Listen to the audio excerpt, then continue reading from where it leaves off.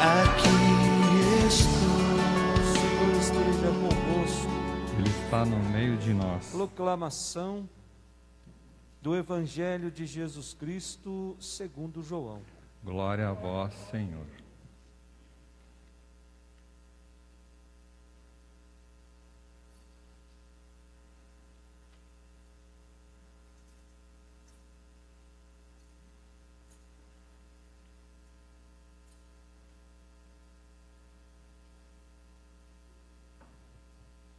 Naquele tempo, os judeus começaram a murmurar a respeito de Jesus, porque havia dito: eu sou o pão que desceu do céu. Eles comentavam: não é este Jesus, o filho de José? Não conhecemos seu pai e sua mãe? Como então pode dizer que desceu do céu? Jesus respondeu: não murmureis entre vós. Ninguém pode vir a mim, se o Pai que me enviou não o atrair. E eu o ressuscitarei no último dia. Está escrito nos profetas: todos serão discípulos de Deus. Ora, todo aquele que escutou o Pai e por ele foi instruído, vem a mim. Não que alguém tenha visto o Pai. Só aquele que vem de junto de Deus viu o Pai. Em verdade vos digo, quem crer possui a vida eterna. Eu sou o pão da vida. Os vossos pais comeram o maná no deserto e, no entanto, morreram. Eis aqui o pão que desce do céu. Quem dele comer nunca morrerá. Eu sou o pão vivo descido do céu.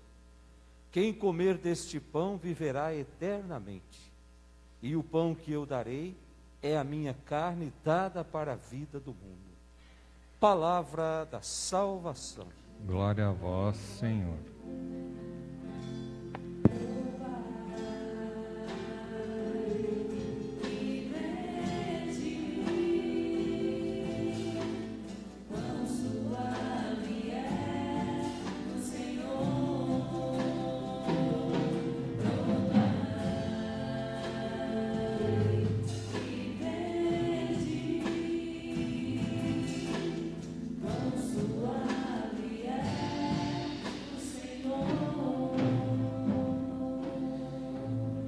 Que as palavras do Santo Evangelho perdoem os nossos pecados. Amém. Amém. Podemos sentar.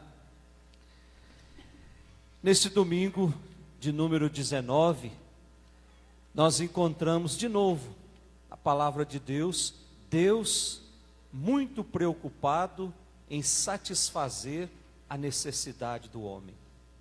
Deus muito preocupado em oferecer um pão que permanece para a vida inteira, que vai até a vida eterna. E essa preocupação nós vamos encontrar nessas 3 leituras que nós acabamos de ler. Primeira leitura, tirada do livro dos Reis, capítulo 19. Nós já estudamos, alguns domingos atrás, o livro dos Reis, que contava a história de Elias e Eliseu, que um sucedeu o outro, que foi escrito numa época muito conturbada, em que as fronteiras do país estavam abertas e o culto a deuses estrangeiros estava entrando em Israel. Tudo isso favorecido pelo rei Acabe, que cultuava junto com a sua esposa o deus Baal. Então Elias e Eliseu surgem exatamente para defender a fé no Deus único, no Deus verdadeiro, dizendo que o coração do homem não pode, dentro do coração do homem não pode existir nenhuma dúvida. E aí o profeta Elias, ele desafia os profetas do Deus falso, do Deus Baal, para um grande duelo, lá no Monte Carmelo. Nós vamos ver essa história lá no capítulo 18 do livro dos Reis. E desse duelo cumula com a morte de 400 profetas do Deus Baal, do Deus falso. E após a morte desses profetas, o rei Acabe, junto com a sua esposa, juram morte a Elias. E Elias precisa fugir para não ser morto. E aí ele entra deserto adentro. E aí nós temos essa primeira leitura que nós acabamos de ler, que apresenta um profeta deprimido, um profeta que está solitário, um profeta que não foi compreendido, um profeta que falhou em sua missão, um profeta que se vê num beco sem saída, e está com medo, e quer desistir de tudo, e lá no versículo 4, ele pede que Deus lhe tire a vida. Olha só onde chegou a vida do profeta Elias, versículo 4 da nossa primeira leitura. Nós não estamos com folheto ainda, né? A partir do domingo que vem, todo mundo vai ter folheto de novo. Mas, versículo 4 diz o seguinte: Elias entrou deserto adentro e caminhou o dia todo. Sentou-se finalmente debaixo de um junípero e pediu para si a morte, dizendo: agora basta, Senhor, tira a minha vida. Um profeta que está experimentando a solidão na sua vida. Um profeta que está deprimido. E aqui nós temos uma cena clara que mostra que profeta também é um homem que faz a experiência da sua fragilidade. É um homem que tem medo. Mas Deus se mostra presente, mesmo quando ele é perseguido, mesmo quando ele está sendo procurado pelo rei Acabe. E o interessante é que Deus não anula a missão do profeta, nem elimina os seus perseguidores. O que é que Deus faz? Deus dá força para ele continuar a missão, preparando um pão assado para ele. Olha que coisa bonita, gente. Às vezes, Jesus muitas vezes diz que nós não sabemos rezar. Nós queremos nas nossas orações que Deus elimine aquilo que está nos causando dor. E aqui nós temos uma prova que Deus não faz isso.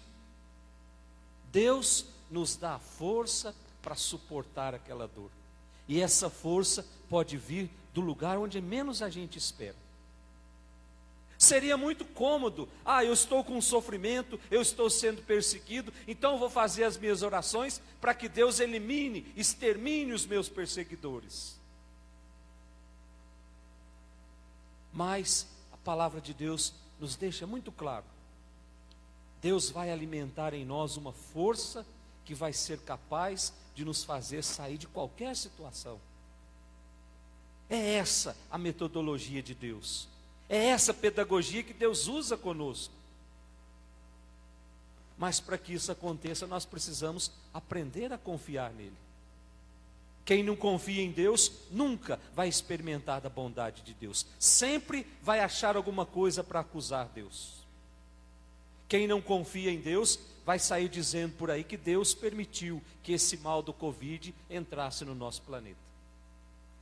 Quem não confia em Deus, vai dizer que Deus é responsável por essa violência que nós estamos vivendo, por essa onda de corrupção que não acaba nunca, que só é maquiada de um ano para o outro.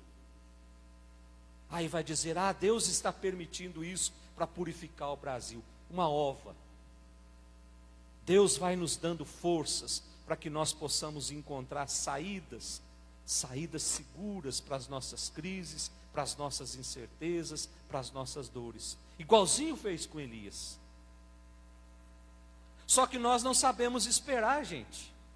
Presta atenção, a metade da população, se não mais do que a metade, vive o ontem na sua vida. Fica remoendo as coisas do passado e não esquece de viver o hoje. E viver só de passado na nossa vida não é a única, é uma das causas da depressão. Viver só o passado, ficar remoendo só aquilo, só as feridas do passado. Da mesma forma que viver ou querer viver só o futuro gera em nós a ansiedade. Eu nunca tenho tempo para viver o hoje. E o hoje, ele é determinante. O ontem já passou. O ontem não volta mais e o amanhã talvez nem chegue. Quem sabe se Deus vai nos chamar para acertar contas hoje? Por que eu preciso viver o amanhã? Então é preciso aprender a viver o hoje na nossa vida. O hoje é essa página em branco que Deus nos dá para que a gente escreva a nossa história. Amanhã nós vamos pedir a graça de viver também, mas um dia de cada vez. E assim nós vamos aprendendo a conviver com esse Deus que nos ama com um amor imenso, mas quer que vivamos um dia de cada vez. Depois da nossa segunda leitura, a carta de São Paulo aos Efésios, nós já estamos estudando essa carta também há uns 4 domingos. Foi escrita mais ou menos 60 anos depois de Cristo, que fala que aquele que foi batizado precisa assumir o compromisso de batizados, revestir-se do homem novo,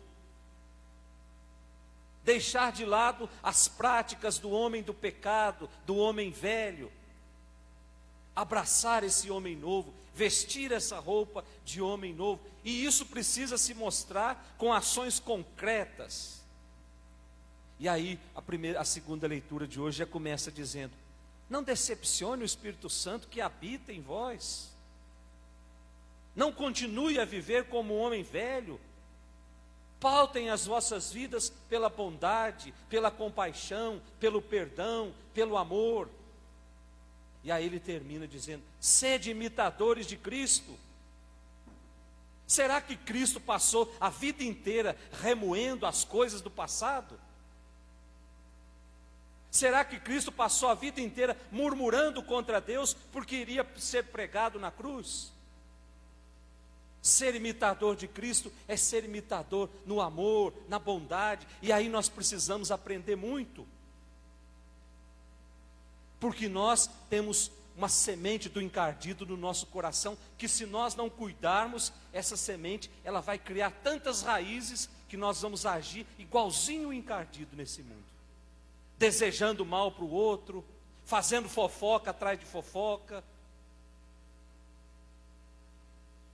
Essa semente do mal, ela precisa ser arrancada, e às vezes, nós precisamos de alguém que diga para nós: olha, você está no caminho errado. Não é assim que funcionam as coisas, não. Isso é ser caridoso com o irmão. Ajudá-lo a tirar o ódio que existe no seu coração. Ajudar a tirar a mágoa, o desejo de vingança. Mas a gente tem o dom de fazer vista grossa.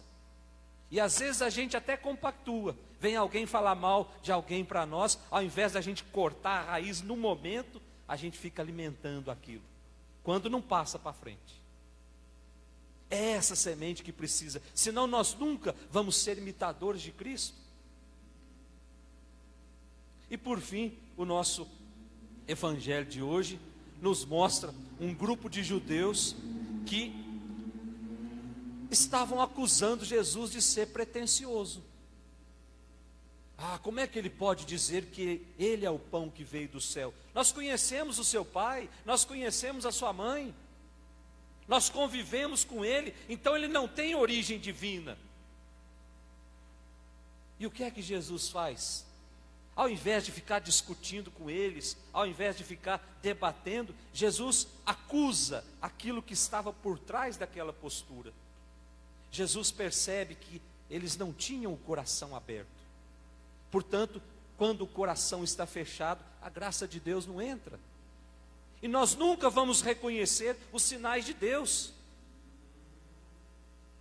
Nós nunca vamos experimentar os milagres que Deus tem reservado para nós, se as portas do nosso coração continuar fechadas. Igualzinho esses que acusavam Jesus de ser pretensioso. E aí Jesus continua dizendo que aquele que crer em Jesus, aquele que acreditar em Jesus, esse ressuscitará no último dia, o Evangelho vem nos dizer.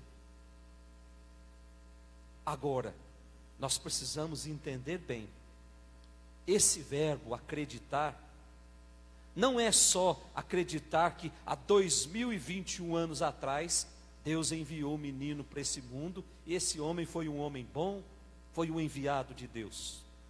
Isso até o encardido acredita. Isso até quem não acredita em Deus acredita. Porque a história nos revela isso.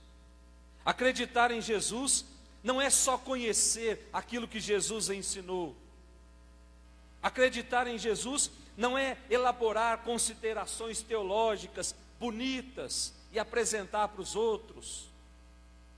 Acreditar em Jesus é muito mais do que isso. Acreditar em Jesus é fazer opção por Ele. É aderir a essa vida nova que Ele vem nos oferecer.